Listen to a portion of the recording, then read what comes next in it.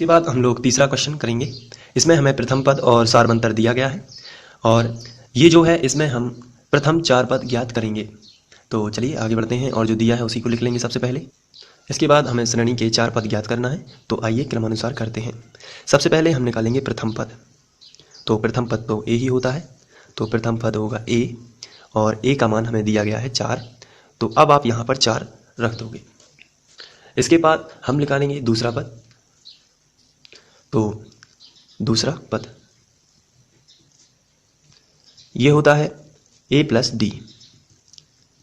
तीसरा पद यहीं पे मैं लिख देता हूँ। तीसरा पद का फॉर्मूला होता है a प्लस 2d। तो 2 और 1 3 हो जाएंगे। तो दूसरा पद जो है ये आएगा a का मान, पहले a का मान कितना है 4, तो यहाँ पर आप रखोगे 4, प्लस है तो प्लस, और d का मान है -3, तो यहाँ पे आएगा -3। इसी तरीके से तीसरा पद और चौथा पद भी आएगा। तीसरा पद लिख लेते हैं पहले। a का मान कितना है 4 और प्लस है तो प्लस 2 और d का मान -3। तो यहाँ पर आगे सॉल्व करेंगे।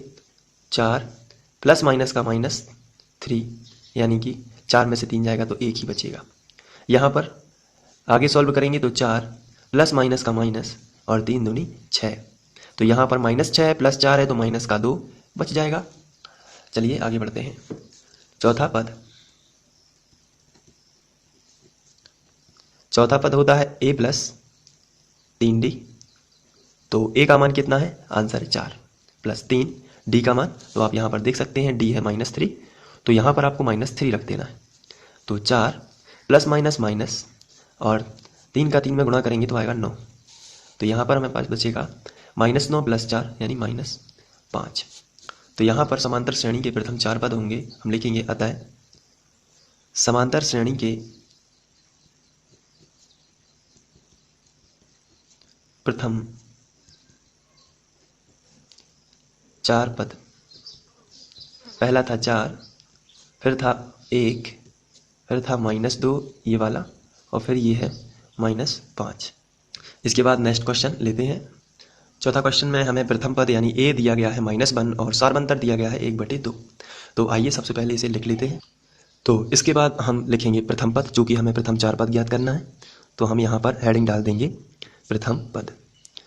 प्रथम पद कहलाता है a, तो यहाँ पर लिखेंगे a और a का मान है -1। इसके बाद दूसरा पद। तो दूसरा पद जो है उसका फॉर्मूला होता है a प्लस डी।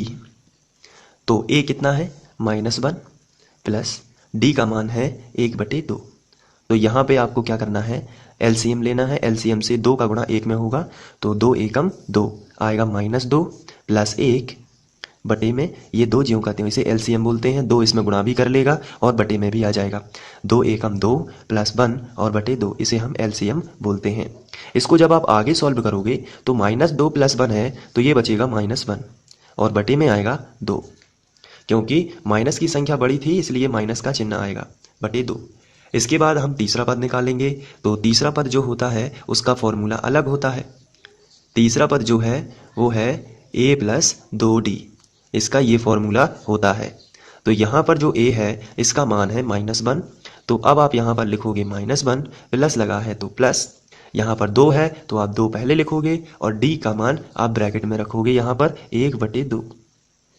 तो यहाँ पर 2 और 2 कैंसिल हो जाएंगे और -1 और +1 बचेगा। तो आप यहाँ पर रीराइट कर सकते हो -1 + 1 दैट इज इक्वल 0। इसके बाद हम चौथा पद लेंगे। तो चौथा पद जो है ये आता है, इसका फॉर्मूला है a प्लस 3d। तो यहाँ पर a की वैल्यू हम पुट करेंगे। a की वैल्यू -1 है, आप यहाँ पर देख सकते हैं। -1 प्लस लगा है तो आप पहले प्लस लगाओगे, 3 है तो आप 3 लिखोगे और d की वैल्यू भी आप पुट कर दोगे 1/2 1/2। यहाँ पर हम इसको सॉल्व करेंगे तो -1 प्लस लगा है प्लस और 3 × 3/2। तो यहाँ पर आप देख रहे हैं कि हमें एलसीएम लेने की ज़रूरत है। आइए एलसीएम लेते हैं। 2 का गुणा जब आप 1 में करोगे तो आएगा 2 एकम 2, -2 प्लस 3 और बटे में आएगा ये पूरा 2, मतलब ये गुणा करने के बाद बटे में ही आएगा। तो यहाँ पर 3 में से 2 चले जाएंगे तो आपको मिलेगा 1, वो भी प्लस का, क्योंकि प्लस की संख्या बड़ी थी, बटे 2। तो यहाँ पर आपको मिला 1/2।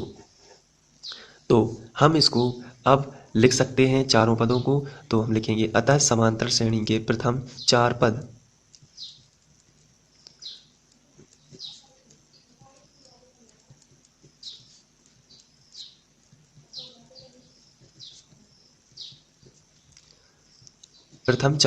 सबसे पहले आपको a लिखना है जो कि है -1। तो वी कैन राइट हियर -1/2 0 ये वाला, फिर 0 के बाद आपका आया है +1/2। तो ये समांतर श्रेणी के प्रथम 4 पद हैं। इस तरीके से आप ये वाला क्वेश्चन भी कर सकते हो। आगे बढ़ेंगे और आखिरी क्वेश्चन हम लोग सॉल्व करेंगे। इसके बाद 5वां क्वेश्चन है, तो जो दिया है उसको लिख लेंगे। a का मान हमें दिया गया है -1.25 और d का मान हमें दिया गया है -0.25। तो आइए सबसे पहले हम प्रथम पद लिख लेते हैं। प्रथम पद, ये इसका फॉर्मूला होता है a, और a का मान हमें दिया गया है -1.25। इसके बाद हम दूसरा पद लिखेंगे। तो चलिए दूसरा पद भी लिख लेते हैं। दूसरा पद का फॉर्मूला होता है a + d। तो a का मान है -1.25, प्लस है तो यहाँ पर आप प्लस लगा दीजिए, और d का मान है -0.25। तो इसको जब आप आगे सॉल्व करोगे तो -1.25 प्लस माइनस का माइनस बन जाएगा और आएगा 0.25। -1.25 माइनस जी कर लेते हैं। अब हम तीसरा पद निकालेंगे। तो चलिए तीसरा पद भी निकाल लेते हैं। तीसरा पद जो होता है वो होता है a + 2d। ये है तीसरा पद। तो तीसरा पद जो है उसमें हम a का मान रखेंगे यही -1.25, प्लस लगा है तो प्लस लगा दीजिए, फिर कितना लिखा है 2, तो आपको यहाँ पे 2 लगा देना है, और d का मान आपको पूरा माइनस वाला -0.25 रख देना है। तो यहाँ पर जब आप माइनस रखोगे, आगे बढ़ते हैं, -1.25 प्लस माइनस माइनस, और यहाँ पर हम 0.25 का गुणा इसमें करेंगे तो ये आएगा 25 दूनी 50। तो यहाँ पर हम सबसे पहले 25 दूनी 50 लिख देंगे, और 2 अंक बाद दशमलव लगाएंगे तो यहाँ से आएगा इस तरफ। तो यहाँ पर हम 0 लिख सकते हैं, तो आएगा 0.50। अब -5, तो यहाँ पर -1.75 यही आ जाएगा। अब आइए हम लोग चौथा पद और ज्ञात कर लेते हैं।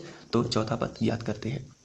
चौथा पद का फॉर्मूला होता है a + 3d, और हमारा a का जो मान है वो है -1.25 + 3, और d का मान है -0.25। तो यहाँ पर -1.25 तो रहेगा ही, 25 या 75, और चूँकि 2 अंक बाद दशमलव लगाना इसलिए यहाँ पर 0, तो माइनस का 0.75 आएगा। और जब हम इसको कैलकुलेट करें, हम इसको आगे सॉर्ट आउट करेंगे। अब हम लिखेंगे अतः समांतर श्रेणी के प्रथम 4 पद। अतः समांतर श्रेणी के प्रथम 4 पद, प्रथम 4 पद। तो ये आएगा, सबसे पहले हमने जो निकाला था प्रथम पद -1.25, सेकंड नंबर हमने निकाला था -1.50, और थर्ड नंबर हमने निकाला था -1.75, और उसके बाद हमने निकाला है -2। तो आशा करता हूँ कि आप लोगों को ये वीडियोस पसंद आ रहे होंगे। यदि पसंद आ रहे हैं तो आप हमें लाइक कर सकते हैं और ये शेयर भी कर सकते हैं, ताकि सभी जगह ये पहुँच सके।